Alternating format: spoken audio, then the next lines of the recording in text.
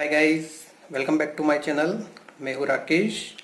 और दोस्तों, 21 दिन के लॉकडाउन को आज 20 दिन पूरे हो गए हैं। इस वीडियो को देखने वाले सारे दोस्त लोग अपने अपने घर में स्वस्थ और निरोगी होंगे। और दोस्तों, जब तक लॉकडाउन ख़त्म नहीं हो जाता तब तक आप अपने अपने घरों में रहिए। अपने लिए, अपने परिवार के लिए घर से बाहर ना निकलें, घर के अंदर रहें, स्वस्थ रहें।